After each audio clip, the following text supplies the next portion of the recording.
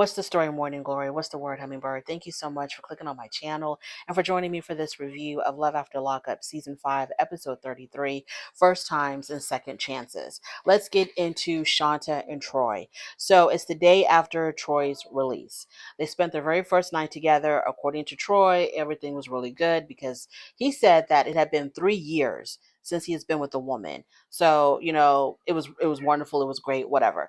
But I'm like, I thought he said he hadn't been with a woman since he was 17 years old. I think in last week's episode, he had said that he hadn't been with a woman since he was 17 years old, and he did 13 years in prison. So I'm not understanding why he said that he had to wait 3 years to be with a woman. Maybe he said 13 and I misheard. I really wasn't sure what was going on with that. So, like I said, Shanta woke up and he was gone. She didn't know where he was. He's not answering her calls. So we see where Troy's at. His sister had picked him up, took him out for breakfast, and he didn't tell Shanta where he was going or who he was with because he said that he didn't have to. He doesn't want to have to report to Shanta with what he's doing every minute of the day. And I'm like, but you're engaged, okay? You're engaged. You have to let your fiance know what's going on because she's going to worry about you. So evidently, Troy, I guess, has never really been in a relationship or a very serious relationship. He doesn't know how it goes. You can't just up and leave and not tell your partner where you're going and what you're doing. That's not how it works here, Troy. So the fact that he was like, well, I don't have to tell her anything. Well, Shanta was worried. She was jumping to conclusions. She was thinking that he was out with another woman. She's calling him. He's not answering. So yeah, she was all in a tizzy. And all of this could have been squashed if you just would have sent her a text and say, hey, my sister came and got me and we went out for breakfast. Do you want anything on our way back? So Troy tells his sister all the issues that he's having with Shanta. He says that whenever he talks to her, she doesn't make any eye contact with him. He talks about how she's got this really bad attitude whenever she talks to him. And she also doesn't want to do anything. She's a homebody. And he's used to being out there. He's used to being outside. And she just doesn't want to do anything. So that also bothers him. Troy says that he does want to be with her and that he loves her and he wants to try to make this work. Okay, the lies you tell, Troy. Because if you love her and you want to be with her, you would have told her, my sister came and picked me up and took me out for breakfast.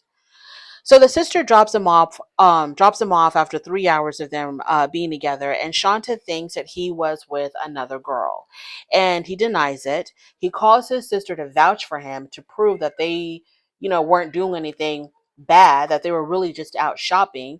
And so the sister says, yeah, we hit this store, we hit that store. And I guess Shanta still probably really didn't believe him.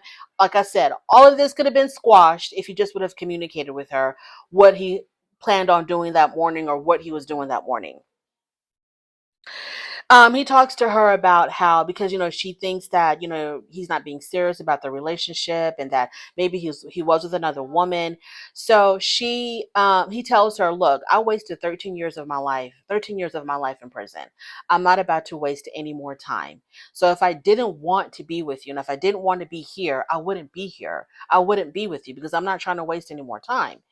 So I don't know if that was enough to convince her. Now, the whole purpose of his sister taking him shopping was because the clothes that Shanta had bought him, all that money that Shanta has spent on his clothes was a waste because none of the clothes fit. Everything was too small. I guess in prison he got buffed up, so none of the clothes fit. So his sister had to go buy him new clothes.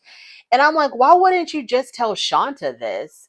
And she could have taken you shopping. I mean, obviously the woman doesn't have a problem spending a whole bunch of money on you, wasting a whole bunch of money on you. So she could have either returned some of this stuff or sold some of this stuff and then gotten you clothes that fit. Like, why does your sister have to do it? And why do you have to do it all behind Shanta's back? I didn't get it.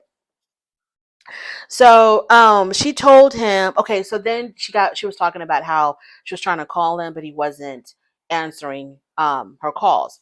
And she tells him, the next time that you don't answer my call, you're not going to answer anybody's call because I'm going to shut your phone off. So she threatens him with that. After that, they leave to go to his PO. So on their way to the car, he opens the door for her. And I thought he was trying to be chivalrous, but no, he wanted to open the door for her because he wanted to get to the door first so that he can get in the driver's seat and drive. And she wasn't going to let him do that. I don't know if he has a license or not, but she was like, no, you're not driving. So they're at the car and they're actually like shoving each other, trying to fight for who's going to drive. And I was like, this is crazy. So she ends up driving them to the PO, and blah blah blah. She ends up driving him to the PO. He says that he doesn't understand. She does. Okay, so while on their way there to the PO's office, he's talking about how he's used to being on the go go go, and she's like, okay, and how's that worked out for you so far? Because you did 13 years in prison. And he says, well, if I'm not constantly on the go, I get bored. And if I get bored, then I start getting in trouble. And I'm like, Troy, you're 31 years old. You're 31 years old. You're not a kid that needs to be constantly entertained. You're not a baby that has to be distracted. You're a grown man. You can't be like, oh, when I get bored, I get in trouble. You need to make better choices. Like, I don't understand. You're not a child. A child is like this is like, you got to keep them entertained and kind of you have to keep them occupied or they're going to find trouble. You're a grown man who's done 13 years in prison. You gave the system or the state 13 years of your life. You would think that you would prefer to be bored than be back in prison. Doing something is going to get you back in prison. She wants him to stay on the straight and narrow. She starts preaching to him, and she gets on his case and he's not taking anything seriously. He feels like he's in prison. He feels like, he left prison to be in Shanta's prison. And I understand that Shanta's trying to help him and she's trying to help him do better. But girl, this is the work that you asked for. To take someone who spent 13 years of their life, their most formative years, their 20s, wasted away in prison, when a lot of us are going to college, getting work experience, finding ourselves, trying to get ourselves together. He wasted 13 years of his life in prison. Now you're going to have to turn him into a responsible adult. Girl, don't be complaining. You signed up for this. He doesn't know how to maneuver through society as a grown man. He went into prison as a kid. So he doesn't know how to act as a grown man in society. So you're going to have to help him because you're his fiance. You accepted his proposal. So now you're going to have to help him learn how to be an adult. So don't huff and puff and roll your eyes and get upset because he'd rather go play and spend time with his friends and run the streets, because mentally and emotionally, he's probably still 17 years old. So you're basically raising him into a man. This is what you signed up for, Shanta. So don't act like he should just know better and just try to do everything on his own. No, you basically adopted a child. Now you're going to have to raise him. Moving on to Shanta and Troy. Y'all, this was the most bizarre, crazy segment I've ever seen. So he's finally out of prison after serving 7 years, right? It was Shanta, her brother, and her parents as well that had come to take for his release. So after he meets everybody, after her father prays over everybody, the family leaves, and Shanta and her man go to the hotel that she had gotten for them. So obviously they can't wait to make a do what it do, right? They've never physically been together before, even though they're married. They got married while he was in prison. They've never been physically together before, so they're very, very, anxious and excited. And so what she wants him to do, which I didn't understand at all, she had this thing that looked like a potty for an adult. You know how children use their little potties when you're potty training them? It looked like that. And it's something that I think a woman is really supposed to use to, I don't know, cleanse herself, I guess. I don't know. Because there's like a hole in it that you sit over and it's supposed to clean you out. I don't know. But she made him sit on it. Okay. She made this grown man sit on this adult sized potty. And I didn't understand why. He even said the thing is made for a woman. It was a glaring pink. Obviously it's for a woman, and she makes him sit on it. And it really, if the purpose was for him to cleanse himself or whatever, then why couldn't he just take a bath, which he ended up doing anyway? He ended up getting in the bathtub. It's like, why are you making this grown man sit on this potty? I didn't understand. But anyway, he ends up getting into the bathtub, and they start, making it happen. And her biggest concern, y'all, is whether or not he is big enough. If you get what I'm saying. That's her biggest concern. Her biggest concern is he the right size for her, I guess. And that right there told me that these two people are not in love. There is no love between these two people. I don't know why she wanted, I don't really remember. I think they met through her ex. She had an ex who was the father of her child, who ended up going to prison. And I think Troy was her ex's friend. So she broke up with her ex to get with Troy. Anywho, for her to be so concerned, because she was really concerned about whether or not he was adequately sized, for her to be this concerned about that told me right then and there that there's no love between these two people. It's just lust. It's just lust. Because if you really truly loved this man, and if this man really truly loved you, the attraction, the chemistry, the love, if it's all there, if you got the complete package, you're not going to worry about that. That's not going to be your biggest concern. That's not going to be your biggest concern, because people who love each other are going to find a way to please each other one way or another. You wouldn't be concerned about that. So I was like, no wonder the psychic told her what the psychic told her, that this union here, it's not going to work out. That right there told me, for her to be like, I just want to know if he's big enough. That right there told me that this union here, there's no foundation of anything important. It's just lust. So I thought that was really bizarre. She says she prayed to God for him to be big, to be big. She prayed to God for that. You didn't pray to God for a loving, caring, responsible man, for a provider, for someone who's not going to mess up again and go back to prison, for someone who can, be a real asset. You didn't pray for none of that. You just got down on your knees every night and prayed to God that this man had a had a had a big whatever. Moving on. Hope and Arthur. So after his release, Hope's hope was to camp out in her truck, her 18-wheeler, right? So she wanted them to spend the night in her truck because she had the bed laid out in the back and everything. And for whatever reason, he didn't want to. She thinks his mother influenced him, because while they were having dinner or lunch with his mother and they talked about camping out in the truck, the mom told her, son, that's not a good idea. I wouldn't do that if I were you. So now all of a sudden he doesn't want to camp out in the truck. So she thinks his mother influenced him. So they get back to her apartment, and her apartment is a really nice apartment, because the first thing that really struck Arthur about her apartment was the view. And the view was beautiful, where it's like a beautiful, I don't know what floor she lives on, but she lives on one of the upper higher floors. And you see this beautiful view of the city at night. It was a really nice view. So he was really happy about the apartment. She's showing him around. She got him a sewing machine because he wants to be a designer. He wants to design clothes. And Arthur, of course, wanted to get right down to business. So she talks about her insecurities, about being a little bit overweight from the last time that he saw her, etc., etc. I'm thinking to myself, girl, this man's been in prison for however long he's been in prison. He don't care if you got a little rounder, a little softer, gained a couple of pounds. This man don't give a damn. So the next day, they're waking up and they're in bed together, and their night was wonderful. Of course, it always is with these on Love After Lockup. Their first night together, it's always wonderful. I have yet to hear anybody complain. He said that it was better than it ever was before, because before they had a relationship before he went to prison. So she talks about how she gave this man $300 to get a tattoo of her while he was in prison. He was supposed to get a portrait of her. Instead, he took the money, he got the tattoo, but he got a tattoo of a rose. And so she asked him, what the hell does a rose symbolize? I think she was hoping that he was going to somehow make a connection with this rose tattoo to her in some way. Like, oh, you reminded me of a rose, or you're as beautiful as a rose. Roses make me think of you.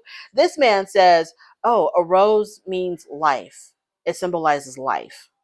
And she was like, life. Okay, because I got a tattoo of your name. And so she got a big old tattoo on her thigh of his nickname, Man Man. I thought I was going to say Arthur. The fact that he got a rose instead of your face, and the fact that you got Man Man instead of Arthur, neither one of you really cared about getting a tattoo to symbolize the other. Because how many times have we heard that nickname, Man Man? That's a very common nickname. It isn't anything specific about Arthur. Okay, I understand that's his nickname, but it's a nickname of also about, 3 million other people. So neither one of you really got anything that signified or symbolized the other. So girl, calm down. She talked about how she defended him against her friends because everybody told her he's going to take that money and run. He's not going to get a tattoo. Well, he got the tattoo. It just wasn't a tattoo of her. hmm She tells us that she has spent between $30,000 to $40,000 on this man, and he comes out looking like this. Like he comes out looking like this. Like what did you spend this $30,000 or $40,000? Was this all on snacks and cigarettes? What did you spend $30,000 to $40,000 on? Anywho, so he thought that she was going to forget about the tattoo. So I guess when she asked him, what does this rose symbolize? He didn't know what to say, because if he really would have thought it through, if he was really prepared to explain to her why he did not get a portrait, but instead got a rose tattoo, he would have somehow connected that rose to her. It still would have been BS. She still would have, not believed him, but it would have been better than saying it means life. He tells her that he's going to go spend the day with his mother. And because he's texting, right? She's making breakfast and he's texting. He's like, "Who are you texting?" He's like, I'm texting my mom. We're just making plans to spend the day together. And she did not like that at all. She did not like that at all. Y'all, if you feel like you're in competition, um, uh, you're in competition with the man's mother, it's time to go.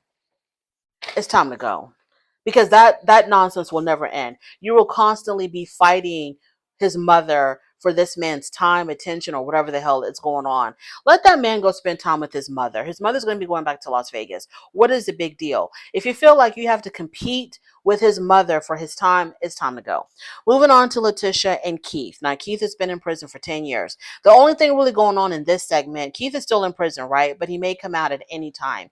He got something called like an emergency release. So his release date has been moved up and he could be coming home anytime. So Leticia invites his whole entire family, or some of his family members, over to her house to announce this to them, because they don't know yet. So they all come, and she announces that he's going to be coming out any minute, any day now. They're all excited about that. Now, there's one particular family member that was not there, which is one of Keith's sisters. Now, Leticia and this sister, they have beef. And the beef stems from the fact that the sister did not like it when Leticia took $15,000 out of Keith's account to go pay for her wedding ring. So that's why her and the sister have beef. Now, I'm not understanding how Keith has $15,000, and how I remember watching this when they were on Love During Lockup. I remember her going to the jewelry store. I remember her not happy with whatever ring that was within her budget, because Keith gave her a budget and she wasn't happy with the rings that were within that budget. And I remember her making that decision to take this money from him to go buy the kind of ring that she wanted. I remember all of that on Love During Lockup. But I'm still very confused on how Keith has $15,000 in his bank account. You got $15,000 in your bank account, at least, but you're sitting in prison. That money couldn't buy you freedom, and it couldn't buy you a better way of life. I don't get it. Moving on to Julian and Christine. So Christine talks about, Christine has been released from prison. I remember Julian, he's like the nerd, right? He's not doesn't have a lot of experience with women. He's only been with two other women in his life besides Christine. Christine has an addiction problem. Christine has a lot of issues going on, but Julian is really smitten by Christine. Now, on their way from the prison, and I think they're going to a hotel or something, I don't remember. She's talking about how she lost her kids to CPS, or she lost her oldest child to CPS, I think. She's got three children, a set of twins, and an older child. Her mom ended up reporting her to CPS when Christine came to her mother to tell her mom that she was struggling with drugs. And she was thinking that her mom was going to help her, but instead her mom reports her to CPS. CPS comes and takes the child away. Her twins are with their father. So now she's got to deal with an addiction. She's got to deal trying to get her kids back. And her and Julian, when they get to the hotel, they make a conscious decision to have unprotected sex, not giving a damn if she gets pregnant again.